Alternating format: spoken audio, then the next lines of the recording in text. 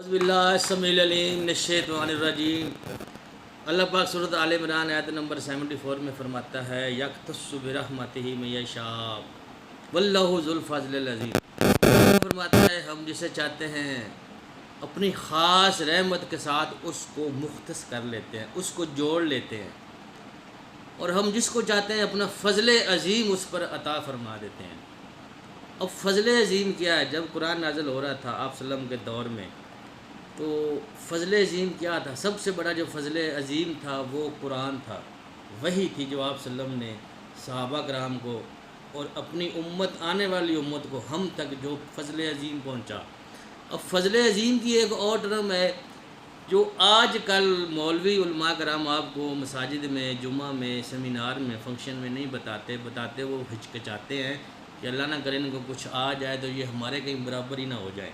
فضل عظیم ہے اللہ پاک کا پاک کلام قرآن دل میں سمانا، اس کو تفسیر سے پڑھنا، اس پر عمل کرنا، پھر اس کی آگے تبلیغ کرنا، وہ فضل عظیم ہے۔ جس کو اللہ پاک چاہتا ہے اس کو اللہ پاک اپنا فضل عظیم عطا فرماتا ہے۔ فضل عظیم قرآن و حدیث کا علم۔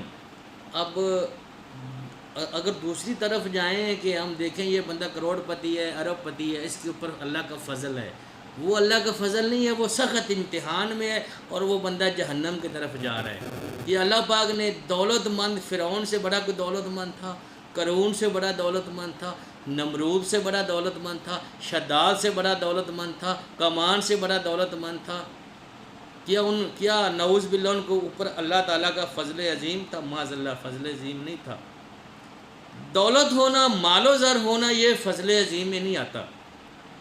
یہ مت آپ گمان رکھیں آپ کو کسی مولوی نے غلط بتا دیا ہو کہ اس کے اوپر اللہ کا فضل ہے، گاڑی ہے، بنگلہ ہے، کوٹھی ہے، نوکر چاکر، یہ فضل عظیم نہیں ہے۔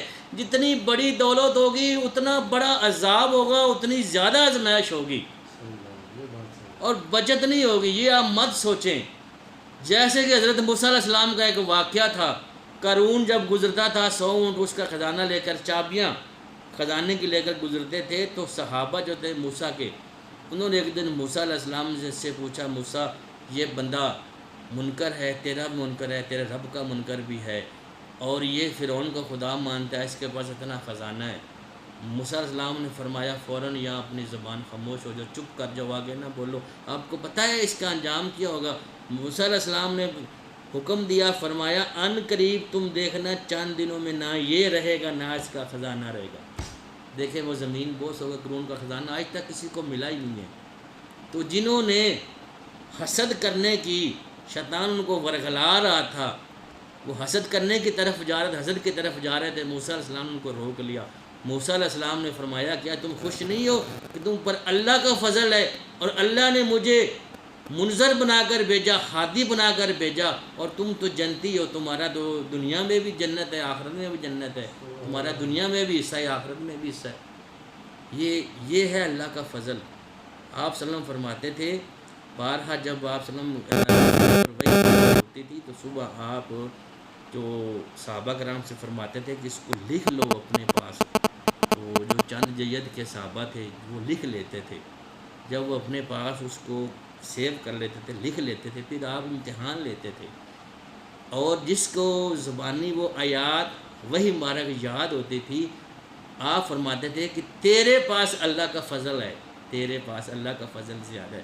جس کو نہیں یاد ہوتی تھی اصلا مجھ سے سخت اس سے ناراض ہوتے تھے، پھر اس کو تلقین کرتے تھے تو صبح یاد کر کے آنا۔ یہ بخاری مسلم کی حدیث ہے، کتب اربعہ میں بھی یہ حدیث ہے۔ تو عرض یہ ہے کہ محترم بھائیوں اور بہنوں، آپ اللہ کا فضل تلاش کریں۔ اللہ کا فضل قرآن و حدیث میں ہے اور کسی چیز میں نہیں ہے۔ آپ دولت کے پیچھے مت بھاگیں، مت بھاگیں، مت بھاگیں۔ حدیث میں آتا ہے تم دولت کے پیچھے بھاگتے ہو، دولت تو تمہارے پیچھے بھاگتی ہے۔ تمہارے تو دنیا سے آنے سے پہلے اللہ تعالیٰ نے سب کچھ تمہارے نصیب میں لکھ دیا تھا، تمہارے ساتھ بھیج دیا تھا، زندگی، موت، دولت، عزت، ذلت، ایکسیڈنٹ، بیماری، سب کچھ لکھ دیا تھا۔ دولت فضل عظیم نہیں ہے، دولت کے پیچھے مت بھاگو۔ اللہ نے جس کا وعدہ کیا اللہ تو وہ دے رہا ہے۔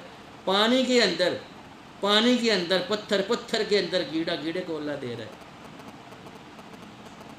اور بات یہ ہے کہ یہ تو سورۃ الرحمن میں بھی اس کا واقعہ ہے۔ ایک سوال ہے، بات یہ ہے کہ آپ اللہ کا فضل تلاش کریں، ٹھیک ہے، آپ اللہ کے فضل کی طرف جائیں، قرآن کی اس آیت کے اوپر عمل کریں۔ واخر دعوانا الحمدللہ رب العالمین۔